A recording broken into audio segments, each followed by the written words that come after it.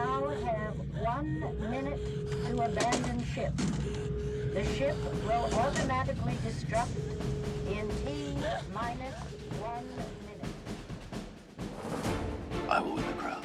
I will give them something they've never seen before. Indiana, we are simply passing through history. This is history.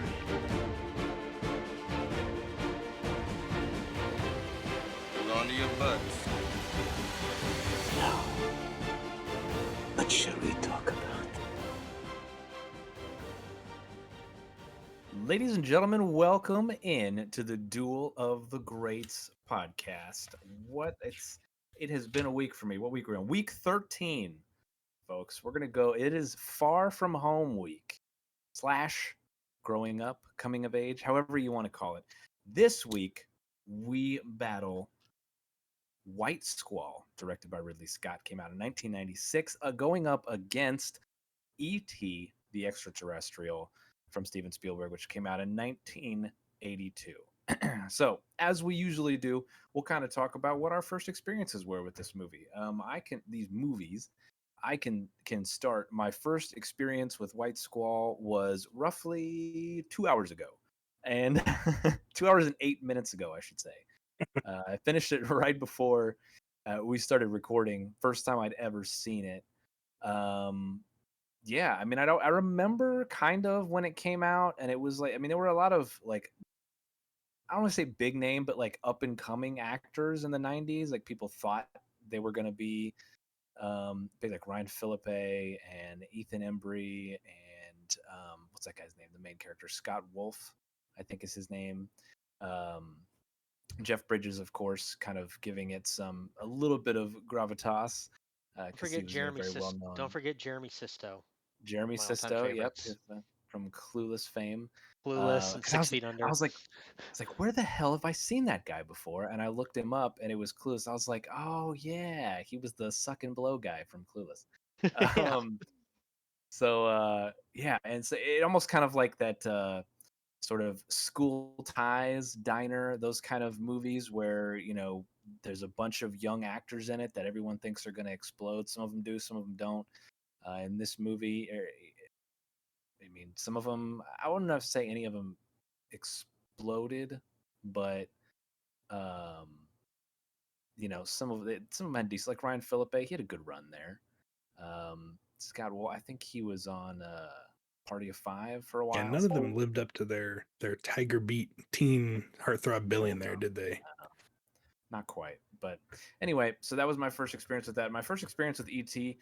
E.T. is one of those weird movies with like Star Wars, Ghostbusters, etc., where I cannot recall a time in my life having not seen E.T. It's just always been, maybe because it was a movie that was geared towards kids, that was out when we were kids, and it was something that was on VHS, and we had VHS players and all that kind of a thing. So maybe for that reason, it seems so ubiquitous as a movie. But yeah, I cannot remember not having seen E.T. in my life. So as far as my first experience with E.T., I can't even really recall. It's just always something that's been there, which is maybe kind of some of its charm. I mean, I think there's a lot of our generation that probably feels that way, unless you kind of just somehow grew up and didn't see E.T. in the 90s. I mean, we even had Mac and Me on video VHS because I liked E.T. so much, and I loved Mac and Me. So I don't even want to talk. I don't even want to hear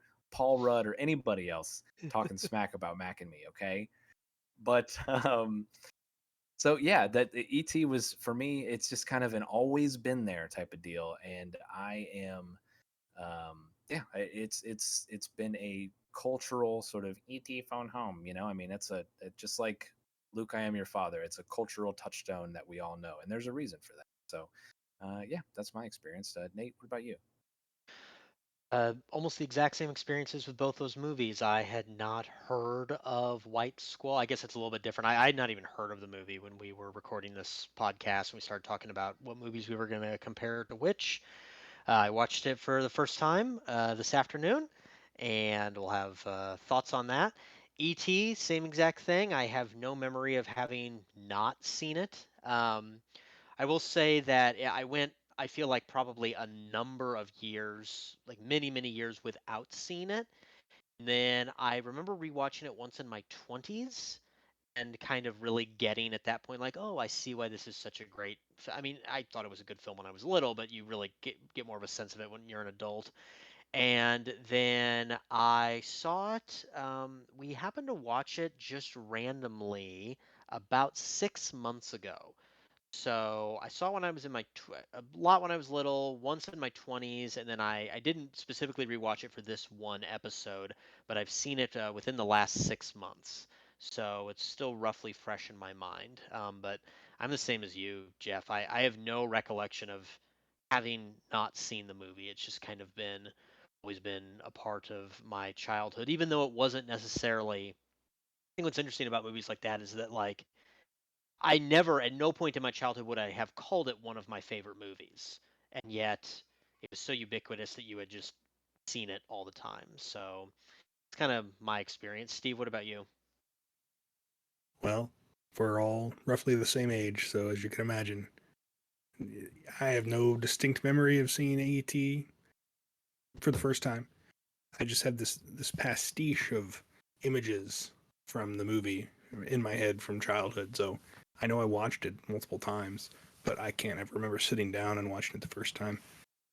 Like you guys said, because of pop culture and everything else, it's just become so ingrained in our society. But I remember it terrifying me. Like there were certain parts, and we might talk about them later, that just scared the shit out of me when we were kids. Especially, I think the spacemen all dressed up when they come into the house for the first time. It is a scary sequence. Yeah. And you Well, do I get must more have of a saw when sense I of was like that. 4. So Yeah. Yeah, especially for being young, if you see it at a young age, like Right. that is, yeah. So as I watched it again, I rewatched it for the first time in, gosh, 25, 30 years, I guess, maybe. Who knows? About 2 weeks ago. I prepared a little bit early for this one, so it's still fresh in my mind, and it was nice to actually see it from beginning to end as an adult with a fully formed, critical brain, instead of just a child being terrified from scene to scene. The disrespect that you guys have leveled at White Squall. You saw it literally today. I saw it at least 2 weeks ago. So clearly, I am doing much better than you guys when it comes to this.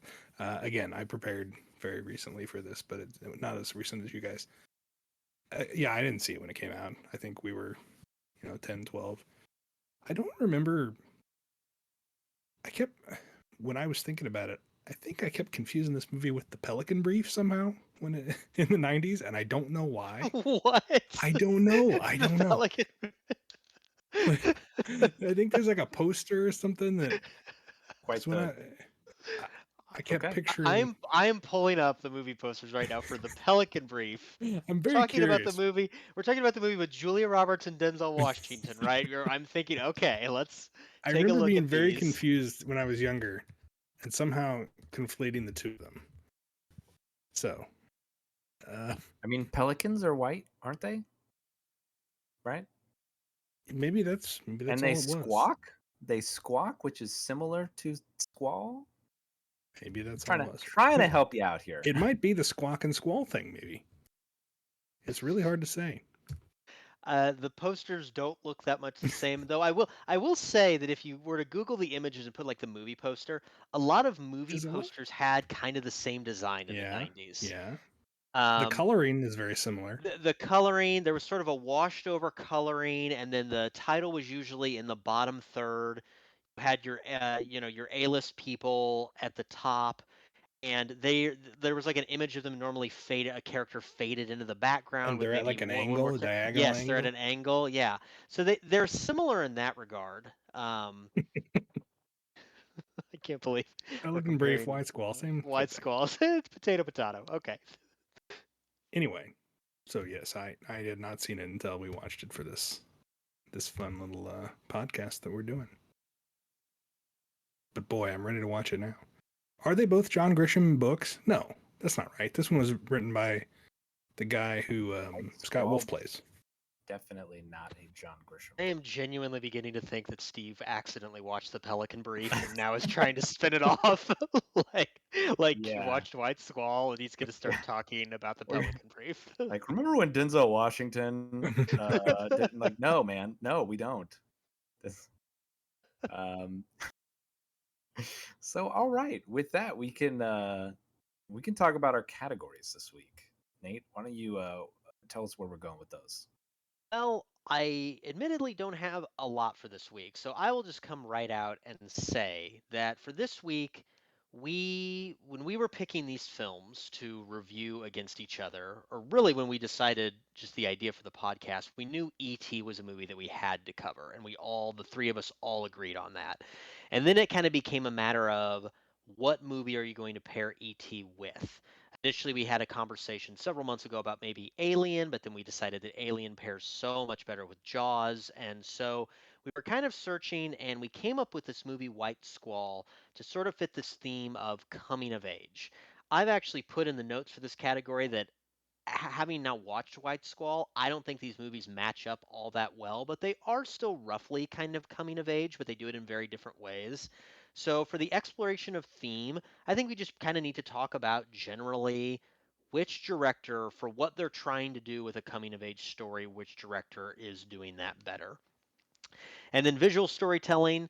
Obviously, these are very different visual movies. This is going to be hard to compare just because E.T. has such iconic visuals and White Squall probably does not. But I do think Ridley Scott does some things filming over water that are a little bit interesting, so we could compare those aspects. And then in terms of the characterization or the acting, certainly Spielberg here is working with younger actors than Ridley Scott is in White Squall, but they are all of them working sort of with young-ish actors. And I think it's kind of the first time we've seen both these directors go up against each other, really working with sort of child actors. So it might be worth talking about who's getting the most out of those performances from young actors. Before we dive into the categories proper, I could tell just by the look on Jeff's face. He's still upset that we we went with White Squall instead of his topic, which it after watching the movies, I think he's probably right. We should have done the We other should one have. here. To be fair, I thought I thought the ubiquitous squall, or excuse me, the eponymous squall would take place much sooner in the film.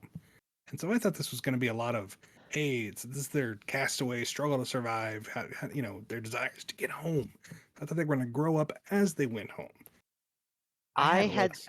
I had the exact same realization because I was thinking it was sort of like a Titanic thing where the White Squall hits in the middle of the movie and then the second half of the movie is them dealing with the White Squall.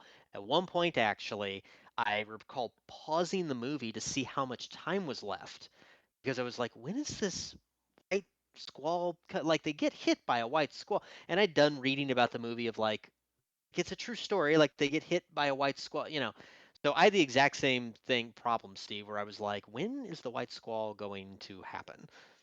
Same. I have brief like snippets of memories of when the movie came out and the trailers and such, and a lot of the because of course, I mean, there's not a ton that happens that's like trailer worthy in the movie before the White Squall. So when you think about what would be in the trailer, a lot of the things that they have are holding onto the ropes as the White Squall is hitting and all these sorts of things. And so yeah, I kind of felt the same way. I was like, this is going to be the big action set piece in the middle, and then afterwards it's going to be all about them coming back. And no. No. But anyway, which one should we start with? Where are we going to start? I You're say not we. even going to tell the fans what you were stumping for instead Oh of yeah, White so Squall? my idea that I am still upset about was Stranger in a Strange Land. It was going to be um, E.T. and 1492 by Ridley Scott was going to be the competition, which I haven't seen 1492, so maybe that's one of the one. Maybe we would have been in the same scenario, but I feel like it would have been hard to be. It would be easy to be closer than these two movies. Put it that way. Well, so because I feel like if anyone was the true patron for White Squall. It was probably me. Because of that, I feel like I have to defend it a little bit. And by defense, I mean I'm going to attack your choice. E.T. is a heartwarming, uplifting tale of a child making a connection with basically an immigrant. 1492 is the beginning of the genocide of millions of Native Americans. So, there you go. I think it White also kind of Squall is highlights kind of this just general thematic problem that like Ridley Scott. This is why we had so much trouble finding something to pair with ET, because we wanted to do ET, but ET is like this childhood classic, and Ridley Scott just isn't a director that Yeah, he makes didn't really go in for childhood that, does cat. he? no. So we had nothing really like this is probably the closest we can get of like maybe a youngish person might enjoy I this will and say kind of that, like yeah. it. I will say that, yeah. As far as Ridley Scott's filmography goes, even though I haven't seen every single movie, of all the movies I've seen and the ones we've talked about, this White Squall is probably the closest, like, all ages type movie that he The, can. It's not an all ages movie, but it's the closest he's ever come, as opposed to definitely. Spielberg, who has plenty in his repertoire. Yeah, and it definitely has some moments. What really made me feel that was there are definitely some moments in White Squall where, knowing Ridley Scott, who certainly makes R-rated movies, you think there were some opportunities where they could have gone R-rated, and it's clearly like a PG-13 kind of censorship. It's Yeah, just one of those kind of movies. And there's a few different moments like that. There's obviously some exploration of the sexuality of some of these young men, and you kind of think like, oh, this is about to be kind of graphic because we're so used to Ridley Scott. And we're like, oh no, it's just sort of a yeah, PG-13 telling of it. Okay, that's cool. yeah. Well, if you remember, I can't remember what film exactly it was, but if you remember from earlier in the season, he's kind of a prude. He doesn't like sex scenes. So I agree with your ultimate premise, but that particular aspect of it didn't surprise me as much. But I totally understand what you're saying. So, with that, should we start with? Let's start with characterization, because I think this might be the most rife area. Um, and since I decided to start with that, I will start. So I think this is, sometimes when we've put these themes together, there are, especially with certain, not even necessarily the entire movies, but with certain categories, they there's just one strength versus another where it's a natural imbalance. And I think this is very apparent this week that this is a natural imbalance that's leaning towards Spielberg, because nobody, and I would even say in the history of filmmaking, is better than Steven Spielberg at directing children and young actors. Like, he is just the best. And I've seen documentaries of him where he talks about it. And I think I mentioned this in a previous episode too, but with E.T., specifically, he was talking about they actually filmed E.T. in sequence. And he said that when he's got movies that have lots of that focus, that the main actors are children, he has found, and he thought, and he has found that the filming in sequence really helps child actors sort of grasp what's going on and be able to act better, because it's happening to them in real time. When you're older and you can kind of get in and out of character in different scenes, you don't have to do it that way.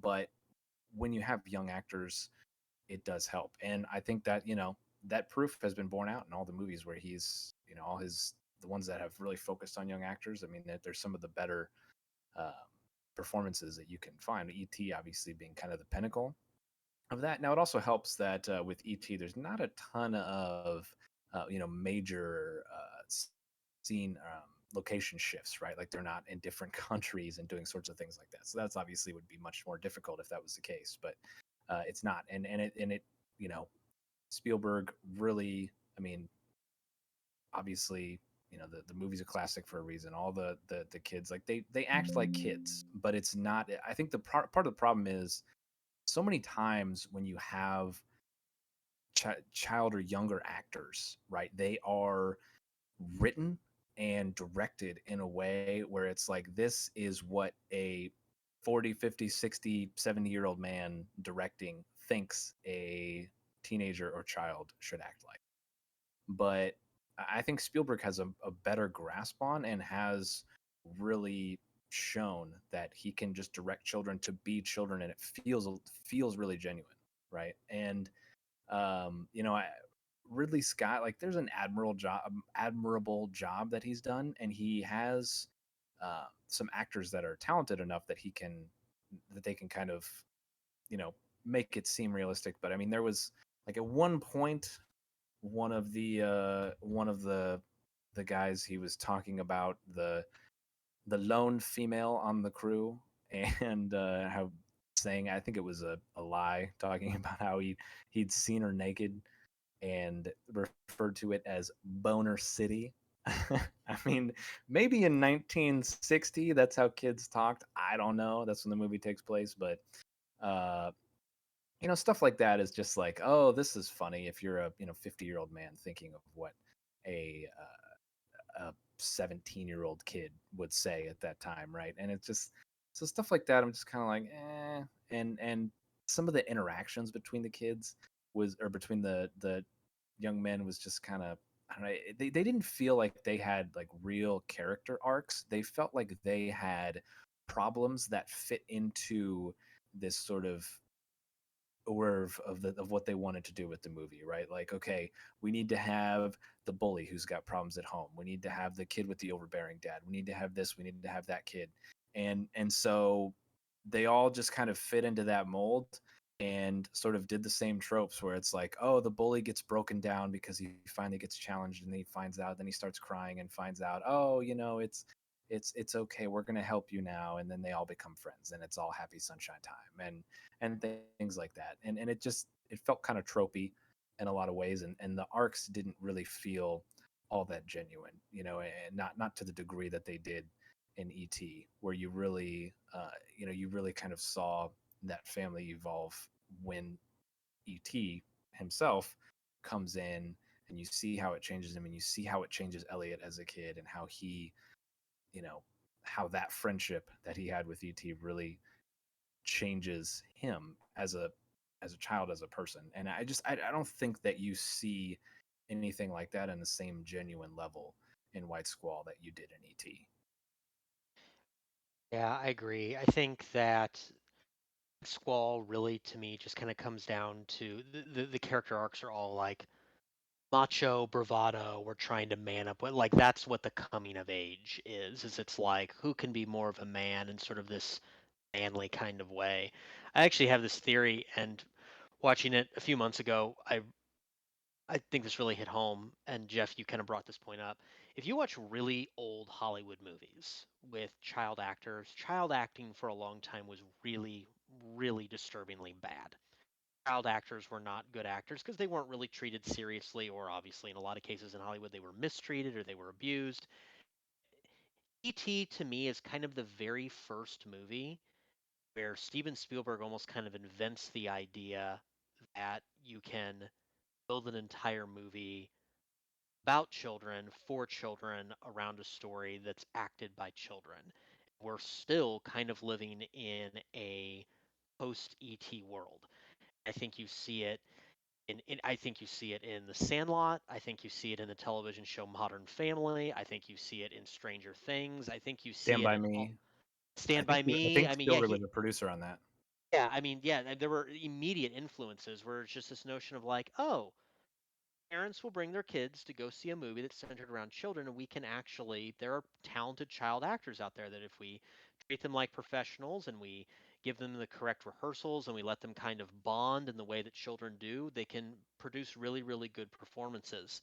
And that just wasn't a thing that Hollywood productions were. I mean, seriously, go back and watch something like, I know everyone thinks it's a classic, but go back and watch the movie To Kill a Mockingbird. Like, the child acting is just atrocious. Any kind of child acting in any of these movies is really bad. And I It's think, brilliant. Sorry, I didn't mean to cut you off. oh, what were you saying? I just want to say it's really interesting because it almost makes you wonder. I hadn't really thought about it from that angle of kind of inventing that sort of idea. And the only director that I think could even hold a candle to Spielberg as far as directing children is probably M. Night Shyamalan, for all his Yeah. faults. I think he's really good at directing children. But specifically The Sixth Sense, which was kind of his breakout movie, you got to wonder, does a movie like that even exist if Spielberg doesn't approach child acting in this way. That's a really good point. I hadn't really thought about it like that. Exactly. And I tried, like, the only movies that came out before it that I can kind of give a little bit of credit to are, but there's like weird exceptions. Like The Exorcist is centered around a child and a child actress, but like the whole thing is she's possessed by a demon and she's just being thrashed around. I mean, it's a very good, convincing performance, but it's like this really, really in-your-face horror. There's not as much characterization. It's obviously acting, and acting is required for it, but there's not a lot of depth or dimension to that kind of performance.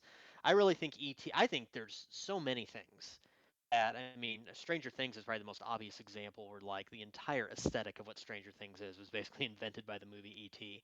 And I just think there's so many examples that you can think of throughout the past 40 years where they really owe a lot to this movie, and just the idea that like, oh, if we center a story around children, we can have child actors, and they can put together really good performances if we create the right environment for them to do that.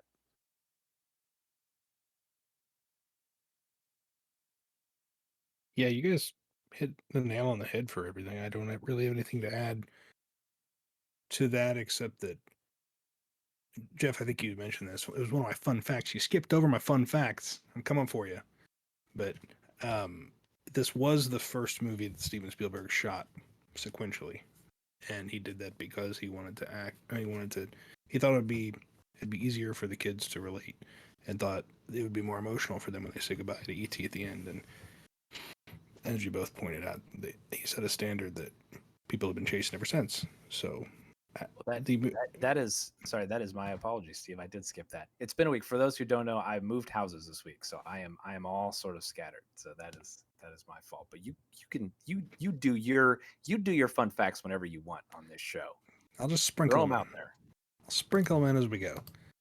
Well, that was one of them. Regardless, it was really interesting watching this movie again. This is not purely solely about the acting or the characterization. And maybe this will be a segue to the next topic, but this movie it's an understatement to say this movie had such an effect on filmmaking and all the way up to now. As I was watching it, I'm like, God Lord, this, Stranger Things really is just this. It's their own thing, they've made their own spin on it, but there's just such a distinctive visual style and just way that the movie makes you feel. It's really something special. And Steven Spielberg, apparently, he did not have a good time making Raiders of the Lost Ark, which is what he made right before this. He felt like he was kind of selling out and selling his soul, and so he really wanted to get back to something that, in his mind, was something almost childlike, and he really, really nailed that, I think. As the fact that it became the highest-grossing film of all time at the time, I think attests to that. I think if you look at the whole arc of Spielberg's career, I think this was, and I'm not saying he didn't want to make the movies he made before this. I think he definitely wanted to make Jaws. He definitely wanted to make Close Encounters of the Third Kind and Raiders of the Lost Ark and all those, and they're all classics.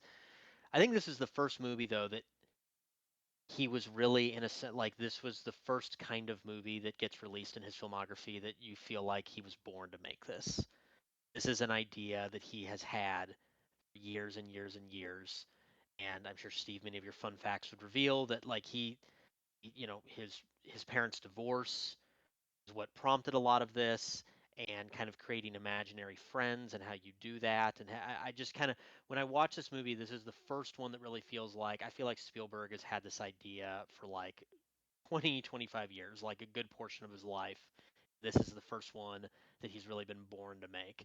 And I think there's probably, 4 or 5 films maybe in his filmography that fit that bill, but I think this is definitely the first one where you feel like it was destined that he was going to make this movie. It's interesting that he wound up making it because it originally came out of a script called Night Skies, apparently, which was going to be almost a horror movie. And Night Skies, so at the very beginning of E.T., poor little E.T. gets left alone, right? And all his little buddies leave him. And they're on a whatever sort of mission they're on, and exploring and picking flowers, whatever, in the dead of night in California. And then for whatever reason, he gets left behind. Night Skies was about those 7 or 8 or 9 or 10 aliens like terrorizing the shit out of people. And I guess the main one killed people with his little bony finger instead of healing them. And so that idea made it in, but obviously changed. But the very end of Night Skies, excuse me, lost my train of thought. The very end of Night Skies, one of the aliens, the nicest one, gets left behind. And so that is what transformed into ET. And as he was looking at it, Steven Spielberg talking to producers and dealing with it in pre-production and everything, they're just like, this just really isn't, the movie we want to make. And so that's kind of how ET evolved. Obviously, the screenwriter, I can't remember, I believe his name is Matheson, played a huge part. But it's very fascinating that it almost was willed into being this movie, like you're saying. It wasn't just, he didn't just pick up a copy. It's like, here's E.T., this child, coming of age, lighthearted film. So it very much has his stamp of creation on it.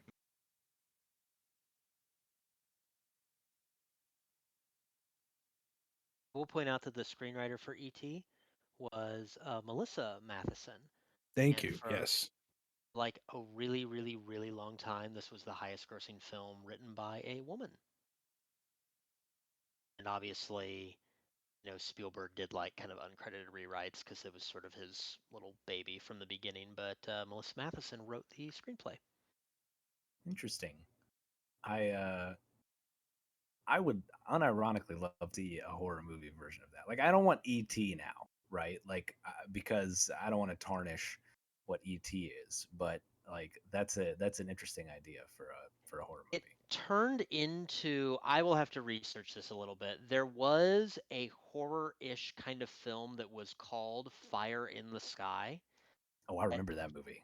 It, That movie it has creeped the hell out of me. yeah, it has some Oh my god. terrifying sequences. That was made in 1993, and I want to say there is some line that you can draw from the development of the early version of E.T. to this movie. It's not at all the same. I will do some research on that, though, and maybe get back to you because I feel like I've read that somewhere that Fire in the Sky is kind of the movie that the original horror film version of E.T. was going to become. I'll double check that for you, though. But that was a good segue. We can go into the thematic portion, right, of being, sort of this coming of age, far from home, etc. So for me, again, I think this is another area where Spielberg just has an inherent advantage. He's just better at it, the coming of age type of thing, and even when it's bad, it's still good in terms of like that thematic aspect, right? Like a movie Hook, right? Not that great, but there's still some of that Spielberg magic there that he can capture a little bit of it. But just that's obviously a different conversation. But ET is obviously the pinnacle, like we've talked about, and it's hard to do it much better, and especially it's kind of a personal thing for me because I didn't have a ton of friends growing up, and I had to deal with bullying and all that kind of a thing. And so with the Elliot character and ET, like this is part of the reason why I always really liked the Chewbacca character in Star Wars, right? Because like I always wanted like that really cool friend, right? That nobody else had, that was just like super loyal, awesome friend companion, and so craving that and finding that and how that can change you, like that is that's a really, and that's a personal thing for me, but at the same time I think it was something that Spielberg did really well. And then on the flip side, when you look at White Squall and with Ridley Scott, like this is just something that it's just not in his wheelhouse. He tried his best, and it was it wasn't terrible, it was fine, but there's just a lot of there was a lot of like they first show up on the boat, and I don't even know what his role was on the boat, but the guy who's like an English teacher or something, he's maybe this is personal for you, Nate. But he's quoting Shakespeare, and he quotes Rudyard Kipling, and he's there's Moby Dick references and everything. It's almost like a sort of semi Dead Poets Society at sea, but it just doesn't capture that same kind of magic. And there's, part of it has to do with the kind of tropiness I think that we saw with a lot of the younger characters, and it's just what we have talked about that makes Ridley Scott so great is when he asks those hard questions and he goes to places that one of his inherent advantages that we've talked about with other episodes over Spielberg is he'll ask that question and he'll go to those places and he'll cross those lines that Spielberg just will not cross. And so that is a big strength of his. And this movie just felt like he played it way too safe, and there wasn't really many of those big kind of questions that we're used to with him. And it was hopeful, and none of that stuff is bad, but that's not what Ridley Scott's good at. And so, he's kind of better at the bleak sort of, desolate. this it sounds really great, right? But I mean, that's what he does really well, and that's part of why he's such a great director. When he does it really well, it turns into something amazing. But when he tries to do it, some of this stuff differently, not that he couldn't ever, but this wasn't it. So, uh, from a thematic standpoint, the coming of age stuff, like there's a lot of the check the box type stuff, right? Like kids exploring their sexuality, kids having these machismo, Nate, like you mentioned, right? Like they're these. I even wrote it down, like just a good old fashioned dick measuring contest when there's one guy dives off the boat and the other guy goes up one mast higher and then dives off the boat even higher, and then, and they're pushing and shoving each other, and it's a whole thing. And it's and I mean, some of that stuff, like I went to an all boys high school, that kind of stuff does happen, and it's not like it's unrealistic, but it just felt kind of ham fisted in this one, and it's just not his strength. And so yeah, I mean, I definitely give the edge to Spielberg on this one. I I I think Ridley Scott makes two types of movies. He he makes really beautiful, thought-provoking movies with big ideas, like you talked about. Most of the time, they're bleak and they end up very depressing, but we love them, right? Your Alien, Blade Runner. Those are the two biggest examples. But then he also, and this might be one of his first ones. I'm not entirely sure. I'd have to look at his entire filmography chronologically, but it's one of the first ones we've covered where it's almost just a nonfiction book. Now, this is obviously a fictionalized story a little bit, but it's something that happened. But this, Robin Hood, again, take the nonfiction part, with finger air quotes, but he's telling a straightforward story, and there isn't really much of a quote unquote big idea. It's X, Y, and Z happened. The conflict comes from just the inner workings of the plot. Gladiator almost does this, but it has some things that elevates it and turns it into one of his better films. We've talked about that in another episode. But some of his worst films, in my mind, are like this. It's just a pure story with no real. Nate, you're the literary guy. Maybe you can help me come up with what I'm trying to say here. It's not that there's no conflict, because there's obviously, they face down the White Squall, and then what happens with that? But it's very much not wrestling with the biggest ideas on the universal stage. It's just kind of telling you X, Y, and Z happened. They went from this place to this place to this place. And it's kind of by the numbers. You're by the numbers. I think that's the perfect phrase to use, because when I was watching this movie, when we talk about E.T., it's like so original and unique to who Spielberg is, and it's changed cinema and it's affected so many people and influenced so many people. When I was watching White Squall, the movie that I was really reminded of was Dead Poets Society, which had come out just a few years before. And this, I think this movie got greenlit because of Dead Poets Society, and it almost feels like Ridley Scott is just trying to copy, like beat for beat, Dead Poets Society, but it's on the high seas. And you get a lot of those same beats, and then even that last scene where the guy comes out and rings the bell, it's kind of like the "Oh Captain, my Captain." It's very similar to that, but it doesn't, unlike in Dead. I almost vomited. Yeah, unlike Dead Poets Society, it's not at all earned. You like he's supposed to be building this camaraderie with these boys that he's teaching to sail the ship. But you never really feel like he does do that, and then it kind of gets to this supposed like courtroom scene where they're gonna take away his captain's license, and all of a sudden all these boys come out to defend him or take the blame for things. It feels really really unearned, I and was I gonna say the exact same phrase. like it Yes. just it and I think the reason it's in there is because it's like I literally was watching it where the kid rings the bell. I was like, this is like Dead Poet Society. Ringing the bell is the equivalent of the kid standing up on the desk saying, "Oh, Captain, my Captain." Like it's Dead Poet Society, except it's not earned at all. It's the same, and yet it's the exact opposite. And one of the just most bizarrely weird like tonal shifts in the movie, right? Because it's you have the White Squall, and so like everything's kind of coming of age, sort of somewhat cheery and hopeful, and then the White Squall, and then like people die, multiple people, and then there's this huge inquest, right? And it almost feels kind of like Vertigo, where the Vertigo starts off one way and he's tailing this woman, and then there's this murder, and then there's this inquest, and it feels really weird because it doesn't, it's like, oh, okay, I guess is this going to be a courtroom movie now? But then it's just a short little scene. Now Alfred Hitchcock does handles that shift much better, but it's still kind of jarring. And then yeah, like at the end, he just, this kid who got thrown off the boat, and it was one thing if like when the kid who rings the bell, Beaumont, I think was his name, like if the other kids like stuck up for him and were like, oh, we don't want him to get thrown off the boat.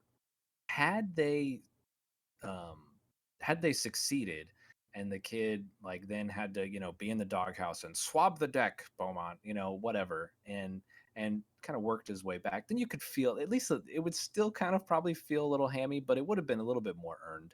But as it is now, he just gets kicked off, and then all of a sudden has a change of heart because that Scott Wolf goes and hands him this bell, and he's like, oh yeah, I got.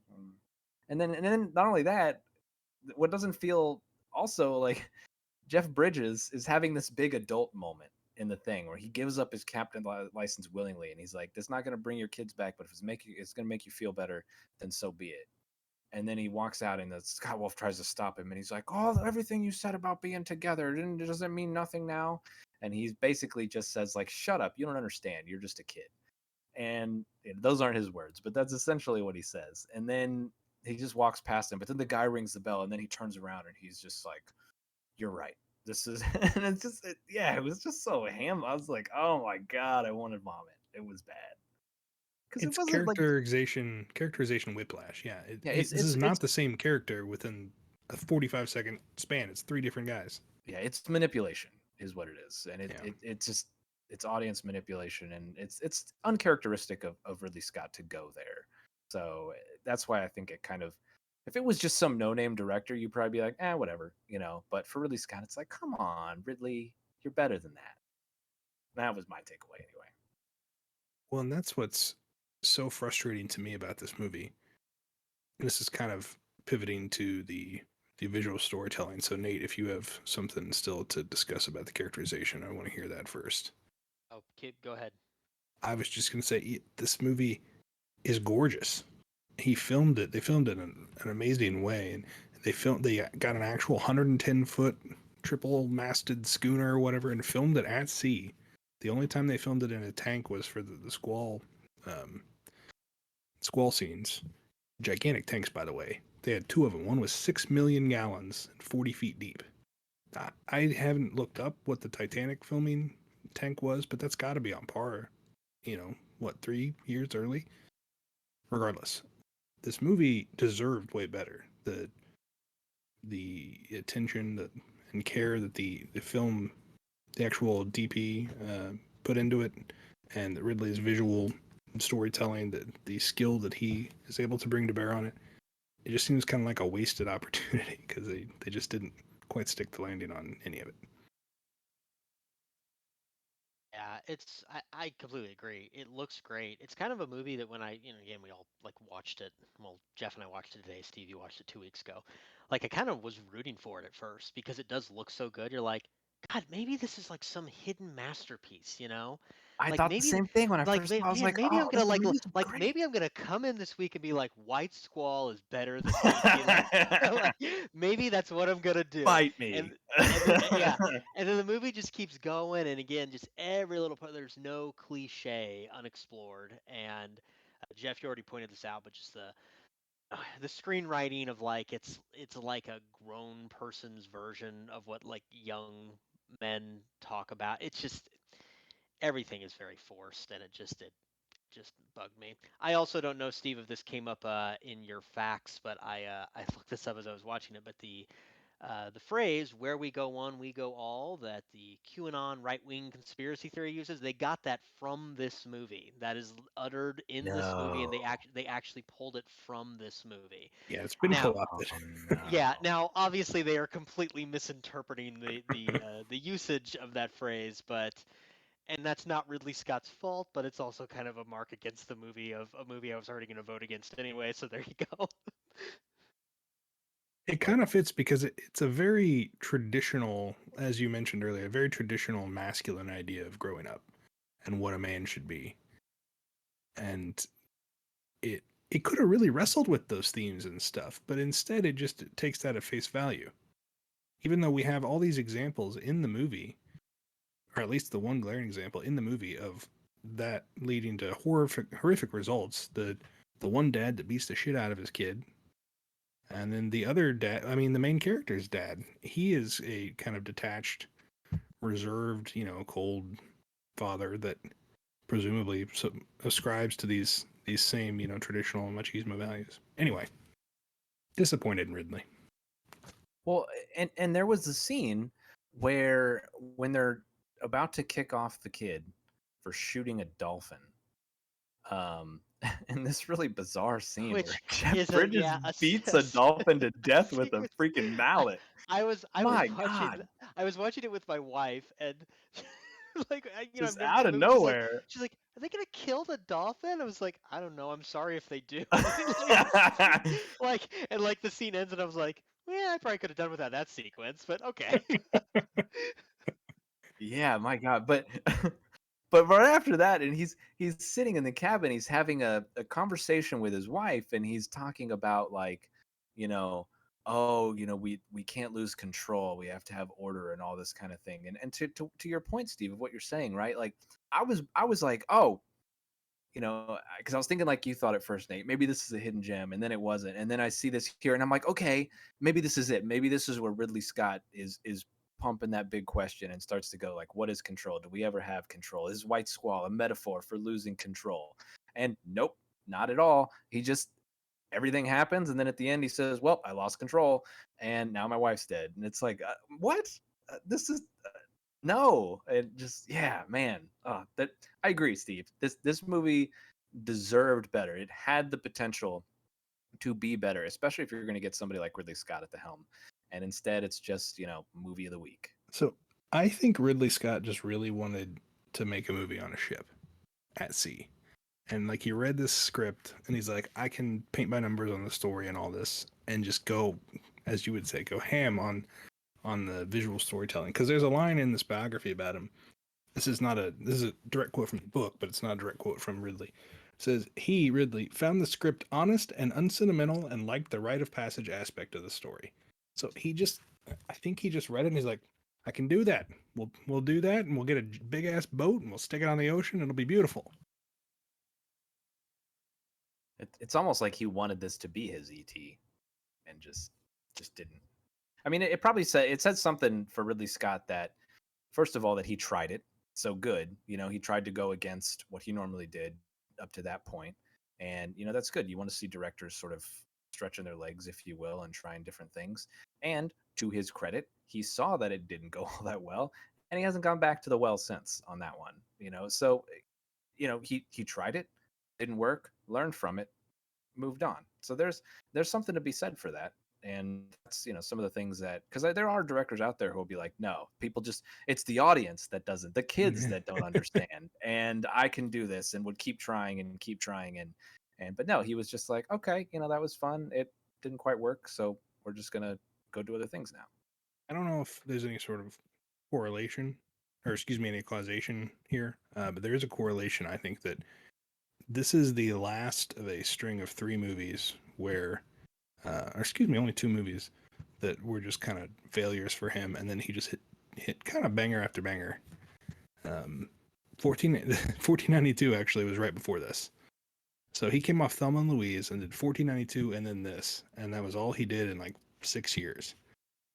I mean, at that point, you kind of wonder has he lost his touch? He's only done Thelma and Louise and Alien, well, and Blade Runner. So, well, then didn't he do G.I. Jane next too? G.I. Jane is the very next thing, and it's obviously dramatically different. Although, in some ways, kind of similar themes. I mean, obviously, it's not growing up, but this person facing adversity and Stranger in a Strange Land, perhaps. yeah.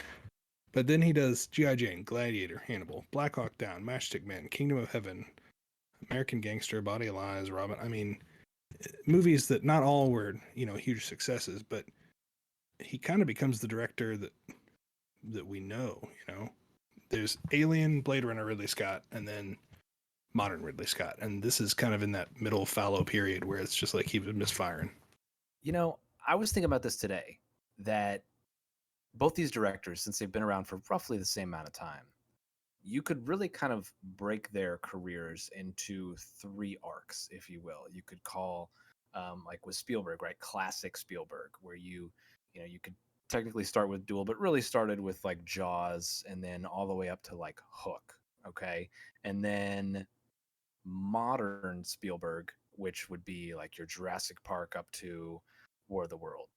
And then contemporary Spielberg, which would be, kind of after post War of the Worlds to current, right? Where we've talked about, the Bridge of Spies, etc. Now you could break Ridley Scott's career up to the same kind of a way, and I think it's interesting because I think classic Scott versus classic Spielberg, I think they're pretty close. Contemporary Scott versus contemporary Spielberg, I think they're pretty close. And classic, I would probably give the nod to Spielberg a little bit, and then contemporary, just overall contemporary, I might even give the nod to Ridley Scott a little bit. But that middle portion, the sort of modern portion, I think Spielberg is just, that's where he really shined. And of course, we've always talked about that's sort of my favorite period of his career. But I think it's interesting how their arcs, how their careers have had sort of almost those pretty defined arcs that have almost happened at similar times in their careers.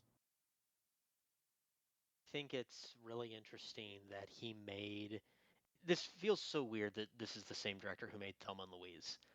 And this week feels a lot like the Thelma and Louise week, where that was against Sugarland Express, and Thelma and Louise was like just so obviously superior to Sugarland Express. I kind of feel the obviously opposite way this week, that E.T. is just a clearly superior film.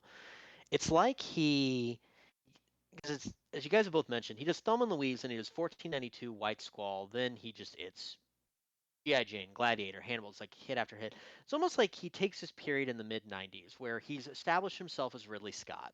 Probably after Thelma and Louise, he could do just about any movie that he wanted to do. People would give him scripts, they're bringing stuff to him. He can pick any movie he wants to pick. It's almost like you look at the movies in his filmography. You look at Alien, you look at Blade Runner, you look at Thelma and Louise, and he takes these few years where he's like, maybe I'll just try and do like a normal Hollywood studio movie that just hits all the beats, and it's just sort of for general audiences. I can do anything I want. I'm just going to make these movies for general audiences, and it doesn't work. As Steve pointed out, 1492 and White Squall were kind of box office disappointments. Then he kind of goes back to like, you know what, never mind. I'm going to trust my instincts a little bit more and take some risks, and that seems to be what makes me successful, and that's what has happened.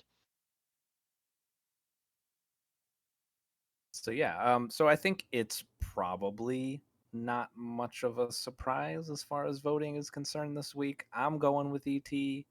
I'm guessing, Nate, just from what you said, you are as well. So I don't know that it really matters, Steve. But if I Steve, had are you to guess, I doing? would Are you going Pelican Brief this week? Pelican Brief or the Firm, perhaps. We oh good lord, Rainmaker. We have to get this little graphic that our producer Brandon made here. It's brilliant. It's got the poster of ET, and it had White Squall, and it says the episode name, and Brandon's got the Pelican Brief poster taped over the White White Squall side. It's great. It's amazing. Yeah, maybe we'll post it on Instagram. That's awesome. But yeah, it's ET by a mile. I was gonna do, before you beat me to it, in a much better fashion, Nate, and with the fun joke about, can we pull off this is the podcast that says, White Squall is better than ET. We're gonna do it. I was gonna maybe make a joke about that, but no, it's ET by a mile, which is really a shame. Like I said, I wanted to like White Squall a lot more than I did. It looks really good, and it has potential. But Good yeah, looking movie. ET, and also watching ET for the first time as an adult, man, that is just such a fantastic movie. Not making any headlines here, but it was nice to really appreciate it, because again, I'd only seen it as a kid, and to sit back and really just soak it in as a film, it was nice. When they take off on the bikes, it's just I mean, Yeah. it chef's wasn't kiss. it wasn't cheesy at the time, but it just because it's so ingrained now, it feels cheesy, but it doesn't even matter. It fucking nails me every time. And it's just, because I was like, I watched it with my daughter. We've watched it a few times over the years, and recently, within the last year, we watched it again because now that she's getting a little bit older, she's getting close to the age of where Elliot is in the movie, and every time, I remember the first time we watched it, I was like, oh man, the bike scene, it's like, oh, this is gonna feel cheesy and all that, and it's just, no, it doesn't, and it's the the greatness of Spielberg, right? That a film like this that has been so ingrained in everything that we know about so many films for so many years, and it still hits the exact same way. I mean, it's that's the brilliance right there, and it's hard to replicate that. So what does that bring us up to on our tally? Right now, we're at 7-6 Spielberg. So we have two more. I'm sorry, 7-6 Ridley Scott. We have 2 more weeks left now in the season. 2 more episodes. So if Ridley Scott pulls off a victory in any of those 2 weeks, then it's game over.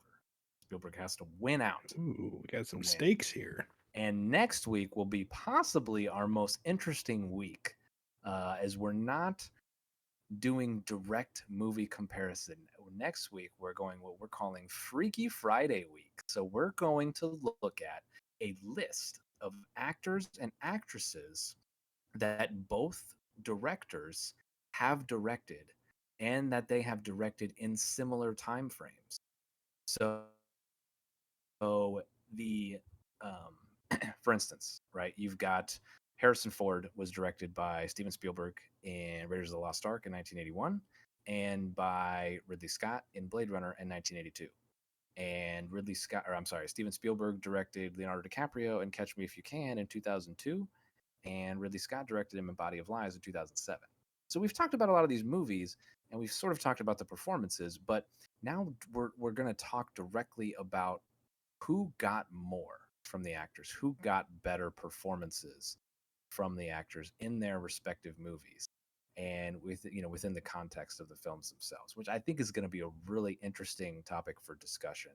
And the list of actors that were going on is, I've already mentioned, Harrison Ford, Leonardo DiCaprio, Djimon Hounsou. Help me out. I don't have the list in front of me. What were the other ones? Kate Capshaw. Djimon Hounsou's in Amistad and Gladiator. Kate Capshaw is in Temple of Doom and Black Rain.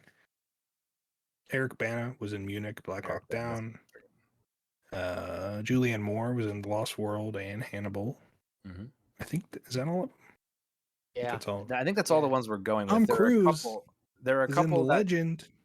And we're gonna watch Legend.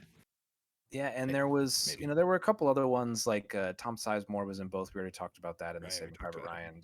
And there was Christian Bale was one that we discussed, but because he was in Empire of the Sun, which Spielberg, and what was the Ridley Scott movie that he was? Exodus, Gods and Kings. Exodus, Gods and Kings. That's right. So, but we decided not to do that because Empire of the Sun was like 1987. That was Christian Bale's first movie, and Exodus was, that was like less than 10 years ago. I think that was like 2014, maybe. Yeah, so, like that. it's not a real fair comparison. We tried to group them together where they were the actors were at similar points in their careers if we could, because it's not really fair if you're like, okay, somebody's trying to direct a kid in this first ever movie versus a seasoned actor who's won an Academy Award by that time. So that wasn't necessarily a fair comparison. So something like Christian Bale, so we didn't hit all the actors, but these are the ones that were grouped pretty close together that we thought would be a fun comparison. So I'm looking forward to that week. I think that's going to be an interesting one to talk about. So yeah, that'll be next week. So I'm just excited that I get to watch Legend. Any imparting thoughts, gentlemen? So, one thing that I really, really loved about E.T. Sorry, I can't get over how good this movie is. The shot of never showing the adult's face until, the big reveal with the space suit and all that. The scientists, you start seeing their face at that point after E.T. dies. But the commitment to the bit, I just love it. That's my final thought. Sorry. Actually shot a lot of it at really low angles, so you were like at the height of a child. My completely random final thought is one of my favorite E.T. influences is a movie that no one has seen ever. I'm the only person that I believe actually saw. Is it? It's not Mac and Me. It's not Mac and Me. It's a 2016 movie by Jeff Nichols, who's one of my favorite directors, called Midnight Special. It is a fantastic movie. If you like E.T. or any Stranger Things, anything like that, I've tried to get so many people to watch this movie. It's like one of those movies that I saw and I thought it should have been such a huge, massive hit. It made like $6. So less than from White Squall? you. Yeah, yeah. So that's like my random recommendation for this week that I will leave you with. You've been stumping for that literally since it came out. I remember you talking about it. Yes, I talked about it when it came out. Yeah, and I love it to this day. It's such a good movie, and it definitely has those influences. I strongly recommend anyone I have heard listening of to it. this. What's the name of the but I main guy have in heard it? of it. Michael Shannon. Thank you. It's I got love Michael Shannon, and it's basically about. It has Michael Shannon and Joel Edgerton. It also has Adam Driver in it. Sam Shepard is in it. Kirsten Dunst is in it. It is about this father. I don't want to say too much. It's about this father who has this little boy who has would appear to be these sort of supernatural abilities, and there are a number of people trying to get this boy. There's like a religious cult trying to find him. The NSA is chasing after them. There's all these government officials and the FBI chasing after them, and it's about him basically trying to get his son to some kind of coordinates where he believes his son is supposed to be at a certain time. I want to leave you in the dark. Try and go. That's all I want to give you. If you happen to watch it, go in with just that information. It's super compelling, and I love it. Well, there you go. There's your recommendation for the week. So with that, we'll leave you. Thank you all again for listening so much. We really appreciate it. Couldn't do this show without you, all you listeners. So tune in next week for Freaky Friday. But until then, thank you all so much, and we'll see you next time.